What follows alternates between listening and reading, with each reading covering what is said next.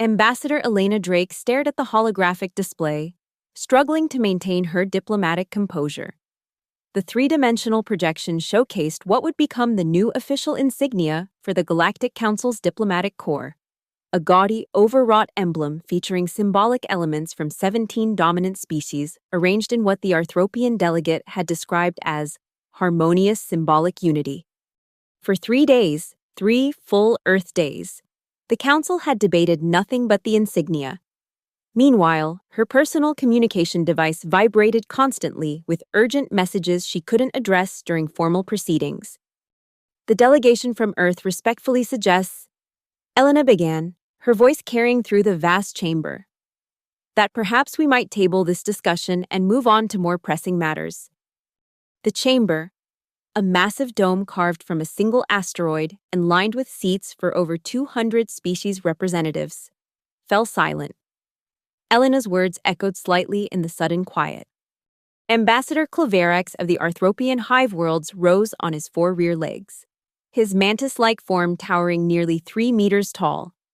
His translator device clicked before projecting his voice. With all due respect to the Earth delegation, he chittered, symbolism forms the backbone of interspecies cooperation. The proper arrangement of the Arthropian mandible symbol in relation to the Terran olive branch carries profound diplomatic significance. Elena felt a hand on her arm. Marcus Lee, her deputy, leaned in to whisper, "Don't push it, Elena. Cultural sensitivity protocol." On her other side, Sam Ortiz, head of security for the Earth delegation, made no effort to hide his disgust. The former Earth Defense Force captain had never adjusted to diplomatic niceties, but his tactical expertise made him invaluable. Ambassador Drake, came the melodious voice of the council facilitator, a gelatinous being called Zorl, whose species prided themselves on neutrality. Do you wish to formally object to continuing this essential cultural discussion? Elena caught the subtle warning in the facilitator's tone. Formally objecting would trigger a procedural review, adding weeks to the already sluggish council calendar. No objection, facilitator, Elena conceded. Earth simply wishes to express its concern for timely resolution. She settled back into her seat as the debate resumed, now centered on whether the Dravidian sun symbol should be rendered in gold or amber. Her communication device vibrated again, and she discreetly glanced at the screen beneath the council table. The message from Dr. Aisha Khan, Earth's scientific advisor, was blunt. Atropos colony reporting 300 new plague cases today, death toll at 200 and rising, medical supplies running out, council medical response team still processing authorization. Elena closed her eyes briefly, fighting the urge to interrupt the proceedings again. Atropos was one of the furthest human colonies situated on the galaxy's edge. The mysterious plague had appeared 3 weeks ago, and despite repeated requests for emergency aid, the Council's response had been mired in committees and review boards. A second message appeared, this one from Captain Ray Morales of the Earth Defense Force. Pirate attack on trade convoy in Proxima Sector. 2 cargo ships destroyed, 18 crew dead, 37 missing, Council peacekeeping forces, unable to respond due to patrol scheduling protocols. And a third, from the Refugee Crisis Team. Asteroid Belt D-17 refugee situation critical. Life support failing in temporary habitats. 10,000 plus beings at risk. Council Relief Agency awaiting proper documentation of species-specific needs. Elena felt a familiar knot of frustration tightening in her chest. 50 years of Galactic Council membership had brought humanity advanced technology, interstellar trade opportunities, and a seat at the table of cosmic governance. But with each passing year, the Council's bureaucracy seemed to grow more Byzantine, its response to real crises more sluggish. Her attention snapped back to the chamber as the crystalline delegate from Rigel 9 rose to speak, its faceted body refracting light across the chamber. The crystalline collective must formally protest. It resonated. The proposed use of circular patterns in the insignia's border. Circles represent death in our cultural symbolism. We demand angular geometries only. The chamber erupted in a cacophony of objections and counter-proposals. Elena exchanged a look with Marcus, whose usual diplomatic patience was visibly fraying. 3 days, she whispered. 3 days while people die. Sam leaned in from her other side. You know what we called this in the EDF? GAMS. GAMS? Galactic Ass Moistening Session, he muttered. Despite everything, Elena had to suppress a smile. Sam's irreverence was sometimes the only thing that made these sessions bearable. The debate continued for another 4 hours before the council adjourned for the day. As delegates filed out, Elena and her team retreated to the Earth Embassy offices adjoining the council complex. The embassy was a modest affair compared to the grandiose structures of older council members. Humanity, as relatively recent arrivals to the galactic community, had been allocated minimal space. Elena had fought for years to expand their facilities, but each request disappeared into the labyrinthine committee for allocation of diplomatic real estate. In the privacy of the embassy conference room, Elena finally allowed her frustration to show. This is becoming untenable, she announced to her core team. We have real crises demanding attention, and the council is debating embroidery patterns. Dr. Aisha Khan nodded grimly. The xenobiologist had been monitoring the plague situation on Atropos colony with growing alarm. The pathogen is mutating rapidly, she explained, bringing up holographic data. Without council medical resources, we're looking at a 70% mortality rate. Captain Morales, who had arrived from Luna Base for the weekly security briefing, added his report. Piracy is up 300% in the outer sectors. The pirates know exactly where council peacekeeping patrols will be, thanks to their rigid scheduling, and they know the council won't adjust those schedules without months of review. And the refugee situation? Elena asked. Marcus Lee, who had been coordinating with the humanitarian teams, shook his head. Critical. The Novan Civil War displaced millions. The temporary habitats in the asteroid belts were meant to house them for weeks, not months. Systems are failing. The Council Relief Agency is still processing their species classification to determine appropriate aid levels. Elena paced the length of the conference room.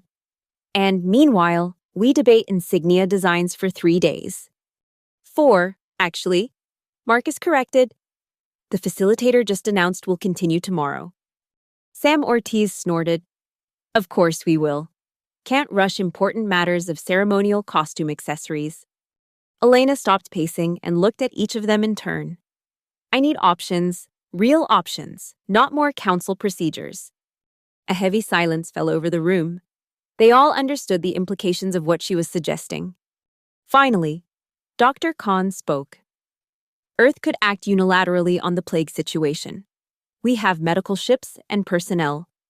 But it would violate Council Protocol 297B regarding coordinated crisis response. The EDF could dispatch rapid response teams to the piracy hotspots. Captain Morales added, We have the ships and the training, but it would breach the Council's integrated defense mandate. And we could redirect colony supply ships to the refugee asteroids. Marcus said quietly, but that would circumvent the Council Relief Agency's authority. So our choices are to watch people die while following protocol, or save lives while violating Council law. Elena summarized. Pretty much, Sam confirmed. Elena moved to the window that overlooked the Council complex. The massive structure gleamed in the light of the binary stars that warmed this neutral world. 50 years ago, humanity had joined with such hope, such optimism about a united galaxy working together. I need to speak with President Rodriguez, she said finally. Securely. Marcus raised an eyebrow. That will require bypassing the Council's communication monitoring protocols. I'm aware, Elena replied. Make it happen. 2 hours later, Elena sat alone in her private office, the security systems engaged to their highest setting. The holographic projection of President Lynn Rodriguez of the United Earth Government appeared before her. The transmission routed through a complex series of proxies to avoid Council surveillance. Madam President, Elena began. I apologize for the unusual communication arrangements. President Rodriguez nodded, her expression grave. I understand the necessity, Ambassador. Your preliminary message indicated a critical situation. For the next 30 minutes, Elena detailed everything: the council's paralysis, the mounting crises, and the impossible position in which Earth found itself. When she finished, the president was silent for a long moment. "You realize what you're suggesting amounts to a fundamental breach of our council membership obligations," Rodriguez finally said. "I do, Madam President. But I also believe our first obligation is to human lives and to the principles we claim to uphold." Rodriguez studied her carefully. "You've been our voice in the council for 15 years, Elena. If you're telling me the system has failed beyond repair, I trust your judgment. Send me your formal recommendation, and I'll convene the Security Council." "Thank you, Madam President." After the transmission ended, Elena sat in the darkness of her office for a long time, contemplating the weight of what she had set in motion. The following morning, Elena returned to the council chamber, where the insignia debate had evolved to include a dispute over the precise shade of blue to be used in the background, a dispute that had already triggered 3 formal cultural offense complaints. She sat through hours of increasingly arcane procedural arguments, her communication device continuing to deliver news of worsening conditions across human space. Finally, as the Merobian delegation launched into a 40-minute dissertation on the cultural significance of varying blue pigments, Elena made her decision. She pressed a discreet button on her console, signaling her team. Then she stood. The chamber didn't immediately notice. Interruptions of ongoing presentations were so rare as to be almost unthinkable under council etiquette. But gradually, a ripple of awareness spread through the delegates. "Ambassador Drake," the facilitator said, gelatinous form pulsing with what might have been surprise. "You have not been recognized to speak." "No, I haven't," Elena agreed, her voice clear and steady. "And I suspect I would not be recognized until the critical matter of decorative coloration had been resolved to everyone's satisfaction. Unfortunately, I can no longer participate in this charade." A shocked murmur ran through the chamber. No delegate had ever spoken so directly in the council's 5,000-year history. "Point of order," called the draconian ambassador, his scaled face flushing dark green with outrage. "This interruption violates Protocol 42J regarding—" "Respectfully, Ambassador," Elena cut in. "I no longer recognize the authority of Protocol 42J, nor indeed of any council protocol." The chamber fell completely silent. While this body has spent 3 days, now entering a 4th, debating aesthetic minutiae, real beings are suffering and dying. The colony of Atropos has lost over 1,000 citizens to a plague that council medical teams could easily treat if they weren't waiting for Form Q11397 to be processed in triplicate. She activated the central display console, overriding the insignia projection with images from Atropos, hospital wards overflowing with the sick and dying. Piracy in the outer sectors has claimed dozens of lives and disrupted vital supply lines, while council peacekeeping forces refuse to deviate from patrol schedules established months in advance. The display shifted to show the wreckage of cargo ships, bodies floating amid the debris.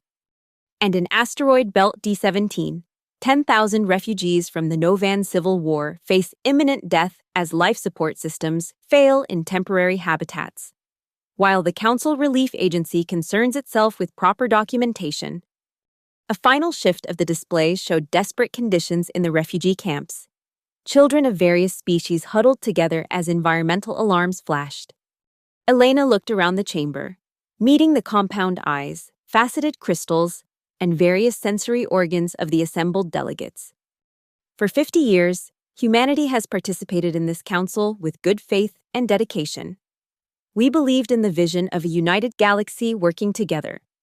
But this body has become a grotesque parody of that vision, a bloated bureaucracy more concerned with diplomatic appearances than with the lives it supposedly protects.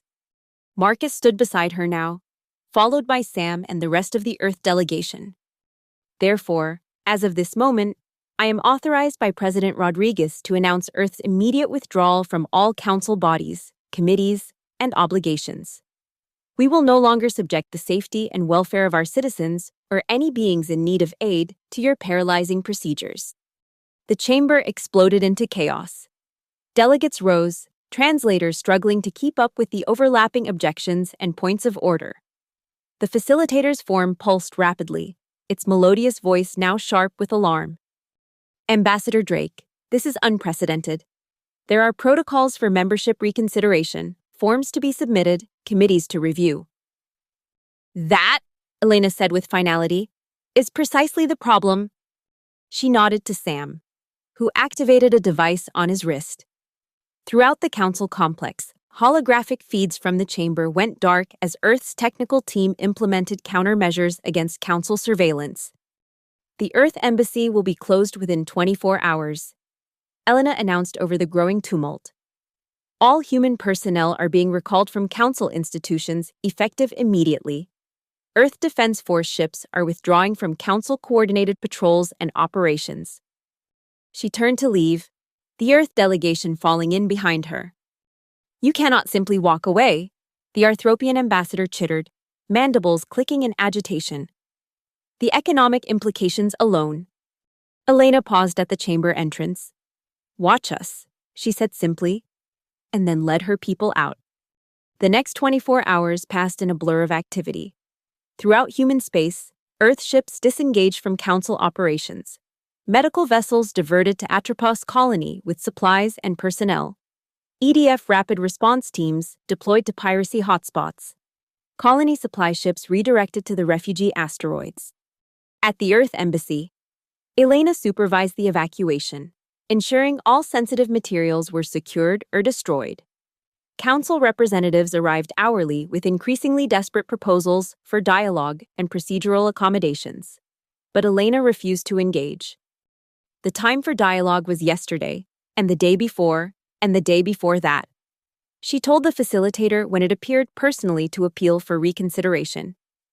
You had 50 years of human participation, and you wasted it on insignia designs while people died.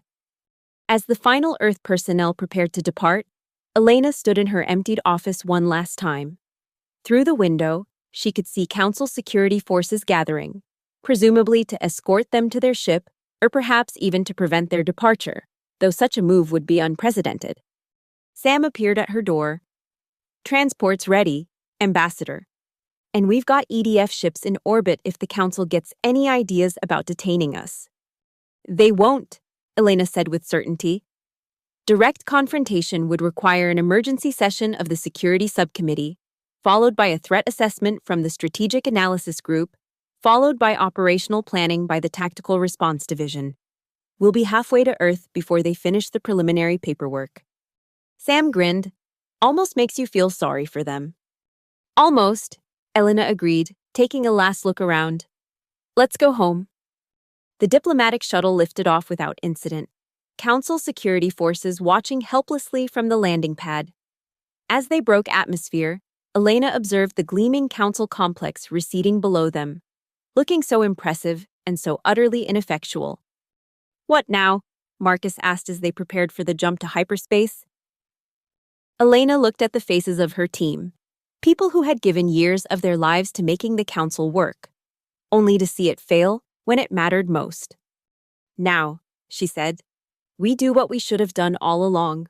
We help people without asking permission. Back on Earth, President Rodriguez addressed a global audience from the presidential palace in New Quito. Her speech was brief but resolute. For half a century, humanity has attempted to be a responsible member of the galactic community through the Galactic Council. Today, that chapter ends. The Council has become a hindrance to the very principles it claims to uphold: peace, security, and the dignity of all sentient beings. She outlined the immediate humanitarian actions already underway and announced a new policy of selective engagement with individual species and worlds outside the Council framework. Earth is not withdrawing from the galactic community. She emphasized, we are simply choosing a more direct and effective way to participate in it. To any world or species that shares our commitment to actual action over endless deliberation, our hand remains extended in friendship. The response across human space was overwhelmingly positive. Citizens had grown increasingly frustrated with council restrictions and delays. Colonial governors, who had long chafed under council regulatory burdens, pledged their support for the new direction. But beyond Earth space, the reaction was more complex. The Council issued formal condemnations and predictions of dire consequences for humanity's reckless unilateralism. Trade partners hesitated, caught between Council pressure and their own dissatisfaction with the status quo. Smaller, less influential species began reaching out privately to Earth representatives, expressing sympathy and cautious interest in bilateral arrangements outside Council structures. These were precisely the species most often ignored in Council proceedings, their needs subordinated to the cultural sensitivities of more dominant members. On Atropos colony, the arrival of Earth medical ships marked a turning point in the plague crisis. Dr. Khan led the scientific team, working around the clock to analyze the pathogen and develop effective treatments. "We're making progress," she reported to Elena during a secure transmission. "The mortality rate is dropping, and we've identified the mutation pathway. Without Council protocols restricting our research methods, we've been able to try approaches that would have taken months to approve." In the piracy hotspots, Captain Morales coordinated EDF operations with brutal efficiency. Freed from Council restrictions on engagement protocols, Earth ships conducted unpredictable patrols and swift responses to distress calls. "The pirates don't know what hit them," Morales reported with satisfaction. "They were used to the Council's by-the-book operations. We've reduced attacks by 60% in just 2 weeks." And in asteroid belt D17, the refugee crisis began to stabilize as Earth engineers worked to repair and upgrade life support systems. Many refugees, impressed by Earth's decisive action, requested relocation to human colonies. 6 months after Earth's withdrawal, the first cracks in Council unity began to appear. The Proxians, a humanoid species with a long history of Council membership, announced they were reassessing their participation levels following Council inaction on territorial disputes in their sector. A month later, the Dravidian Collective withdrew from 3 major Council committees, citing procedural stagnation. The Moravian Federation followed, pulling out of the Council Trade Authority after decades of frustration with quota systems that favored established powers. Elena, now serving as Earth's Secretary for Galactic Affairs, monitored these developments with interest but not surprise. The Council has survived for millennia by making just enough cosmetic changes to placate the dissatisfied, she observed in a meeting with President Rodriguez. But once someone actually walks away and prospers, the illusion becomes harder to maintain. "And are we prospering?" the President asked. The data spoke for itself. Free from Council trade restrictions, human commerce had expanded into previously untapped markets. Scientific research accelerated without Council ethical review boards that had often seemed designed more to protect intellectual property than actual beings. The Earth Defense Force, developing new strategies without Council oversight, had become leaner and more effective. There were challenges. Of course, some former allies maintained their Council loyalty and cut ties with Earth. Certain specialized technologies, previously accessible through Council sharing programs, had to be developed independently at great expense. But overall, humanity had not merely survived its isolation, it had thrived. 1 year after the withdrawal, Elena received an unexpected communication request. The signal came through unofficial channels, bypassing normal diplomatic protocols. When she accepted the transmission, she was surprised to see the facilitator's gelatinous form materialize in holographic projection. "Ambassador Drake, or should I say Secretary Drake now?" the facilitator began, its usually melodious voice subdued. "Secretary will do," Elena replied neutrally. "This is an unexpected contact, facilitator." "These are unexpected times," it acknowledged. "I am reaching out unofficially, with no authorization from the Council leadership." Elena raised an eyebrow. "That sounds suspiciously like initiative, facilitator. The Council might have to convene a special session to discuss such a procedural violation." "Your point is taken," the facilitator conceded. "And it is precisely this matter I wish to discuss. The Council is struggling. Secretary Drake, your departure triggered a cascade of withdrawals and partial disengagements. The Arthropian hive worlds left last month. The Crystalline Collective has suspended its participation. I'm aware, Elena said, and I'm curious why you're telling me this. The facilitators' forum rippled in what Elena had learned to recognize as discomfort. There is a growing movement within the remaining council membership for fundamental reform. Many now recognize that the processes that were meant to ensure fairness and cultural respect have become ends in themselves, divorced from the actual well-being of the beings we serve. An encouraging realization, Elena noted, if somewhat belated. Yes, the facilitator admitted. And this brings me to the purpose of my contact. There will soon be a proposal for a completely restructured council, one with streamlined procedures, emergency response protocols with actual authority, and mechanisms to prevent cultural sensitivities from paralyzing action. And you want Earth to rejoin this reformed council? Eventually, perhaps. For now, we seek your input on the reforms themselves. Your experience, both within the council and in your successful independent operations since, would be invaluable. Elena considered this carefully. I'll discuss it with President Rodriguez, but I should be clear, Earth will not rejoin any interstellar body that prioritizes procedure over people, no matter how reformed it claims to be. Understood, the facilitator said. And may I add, personally, that your actions, while shocking and disruptive, have ultimately forced a long overdue reckoning.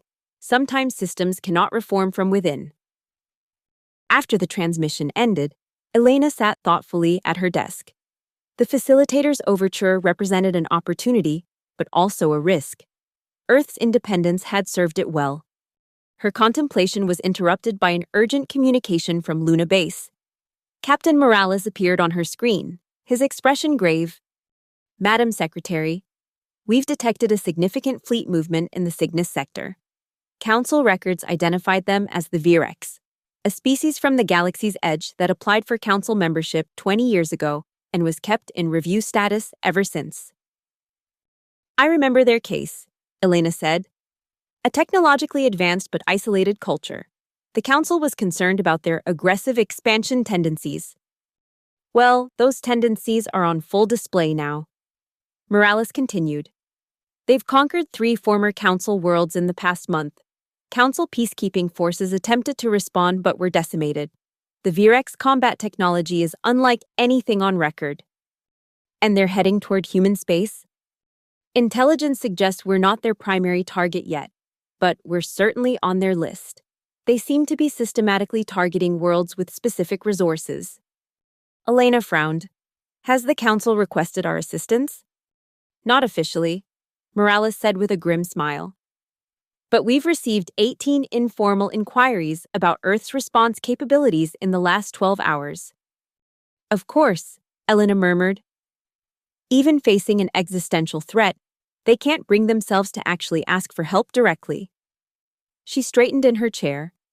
Prepare a full briefing for the President and the Defense Council, and Captain. Yes, Madam Secretary. Let's make sure our response isn't slowed by unnecessary procedures. In the months that followed, the Virex advance continued. Cutting a swath through former council space, the council itself, already weakened by defections and internal disputes, proved utterly incapable of mounting an effective defense. Its peacekeeping forces, trained for ceremonial patrols and minor conflict resolution, were no match for the Virex war fleets. Meanwhile, Earth prepared. The Earth Defense Force mobilized fully for the first time since the AI wars a century earlier. Research teams worked to analyze the limited data available on Virex technology and tactics. Colonial populations drilled for emergency scenarios. President Rodriguez addressed the people again, her tone somber but determined. We face a threat unlike any humanity has encountered since joining the galactic community. The Virex appear unwilling to communicate or negotiate. They take what they want and destroy what remains. But humanity will not cower, nor will we abandon those who cannot defend themselves, regardless of species or political affiliation. She announced a controversial decision. Earth would offer sanctuary and protection to refugees from Virex-threatened worlds, including former council members who had cut ties with humanity. We may have withdrawn from the council, she declared. But we have not withdrawn from our principles or our common cause with peaceful beings throughout the galaxy. The first test of Earth's resolve came at Proxima Centauri, the nearest star system to Sol and home to several human colonies as well as indigenous sentient species. A Vrex scout fleet appeared at the system's edge, testing defenses. Captain Morales commanded the Earth Response Fleet. Utilizing tactics developed since independence, unpredictable maneuvers, distributed command structures, and adaptive response protocols, they engaged the Virex vessels. The battle was brief but decisive. The Virex, accustomed to the rigid, predictable strategies of Council forces, found themselves outmaneuvered and outfought. They retreated, leaving behind damaged vessels that provided valuable intelligence on their technology. Analysis of the captured Vrex systems revealed something surprising. Dr. Khan, leading the research team, reported directly to Elena and the president. The Virex aren't nearly as advanced as they appear, she explained, displaying holographic schematics.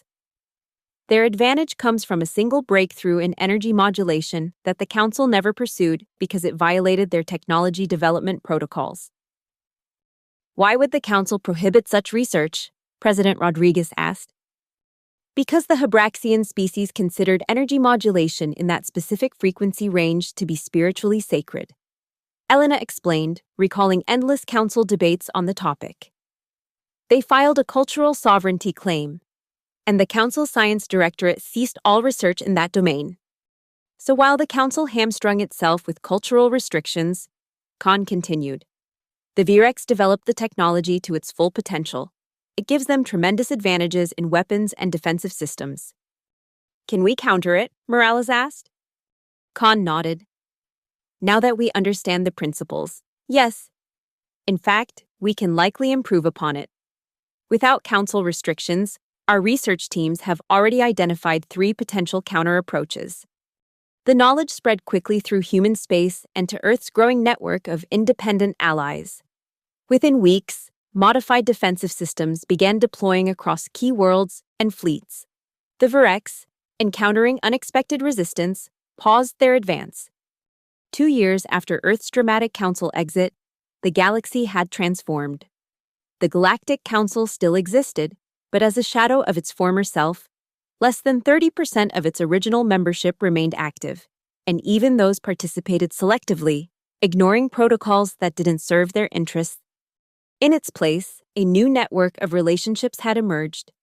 Earth stood at the center of an informal alliance of worlds united not by elaborate treaties or cultural accommodation procedures, but by practical cooperation and mutual defense. When the Vrex launched their full-scale offensive against Earth-aligned worlds, they found not the easy conquest they had expected, but a coordinated, adaptive defense that turned their own technology against them. The decisive battle took place in the Tau Ceti system, where a combined fleet of Earth and allied ships engaged the main Virex armada. Elena watched the battle unfold from the Strategic Command Center beneath New Quito. Holographic displays showed the complex dance of ships and weapons, the Virex formations breaking apart under the unpredictable, fluid tactics of the Allied forces. They're retreating, Morales announced finally, his voice tired but triumphant. Jumping to hyperspace, we've got them. A cheer went up around the command center. Elena felt a weight lifting from her shoulders, a tension she had carried for 2 years, ever since that moment of decision in the council chamber. President Rodriguez turned to her with a smile. It seems humanity's greatest contribution to galactic peace wasn't our participation in the council, but our willingness to walk away from it. Sometimes, Elena reflected, systems become so broken that working within them only perpetuates the damage. Real change required a clean break. In the aftermath of the Virex defeat, diplomatic communications flooded in from across the galaxy. Former council members, independent worlds, even species that had never sought council membership now looked to Earth and its allies as the new center of galactic cooperation. Among these messages was a formal communication from what remained of the council leadership, not the facilitator this time, but the high administrators themselves. They proposed a summit to discuss mutual security concerns and potential structural reunification. President Rodriguez convened her advisors to consider the invitation. The debate was spirited, with valid arguments on both sides. Engagement doesn't have to mean submission, Marcus argued. We could help shape a truly effective interstellar body, incorporating the lessons we've learned. Or we could get dragged back into their bureaucratic quagmire, Sam countered. We're doing fine on our own terms. Elena listened to all perspectives before offering her own. 2 years ago, I led our withdrawal because the council had become an obstacle to saving lives. The question now is whether a reformed council could better serve that purpose than our current arrangements. After hours of discussion, they reached a decision. Earth would attend the summit, but with clear conditions. Any new interstellar body must have streamlined decision-making, effective emergency response protocols, and limits on cultural objections when lives were at stake. We won't settle for cosmetic reforms, Elena told the president. If they're not ready for fundamental change, we walk away again. President Rodriguez nodded. And this time, I suspect many others would walk with us. The summit was scheduled for 6 months later on neutral territory, a space station constructed specifically for the purpose at the galactic core. As the Earth delegation prepared for departure, Elena reflected on the journey that had brought them to this point. 50 years of frustration within a broken system, a moment of decision when principles outweighed protocol, 2 years of challenges and triumphs as humanity charted its own course. Now they faced a new beginning, not a return to the past, but a chance to build something better from the lessons learned. Ready, Madam Secretary? Marcus asked as they boarded the diplomatic vessel. Elena looked out at Earth below them, blue and green and beautiful, a world that had found its voice in the vast galaxy. Ready, she confirmed. Let's see if the universe has finally learned that actions matter more than procedures. As their ship accelerated toward the jump point, Elena thought about the insignia debate that had been the final straw 2 years earlier. It seemed almost comical now, the earnest arguments about symbols while real beings suffered and died. Perhaps there was a lesson in that. The old council had been obsessed with symbols of cooperation while failing at its substance. Whatever came next would need to reverse that priority, putting meaningful action first, with symbols serving merely as reminders of deeper commitments. The stars streaked into lines as the ship entered hyperspace, carrying humanity's representatives toward an uncertain future. But Elena felt a quiet confidence. They had proven that walking away from a failed system wasn't an ending, but a beginning, a first step toward something more genuine and effective. In the end, the universe hadn't freaked out because humans left galaxy politics. It had freaked out because, in leaving, humanity had shown there was another way, a better way, to be part of a galactic community. And that revelation had changed everything.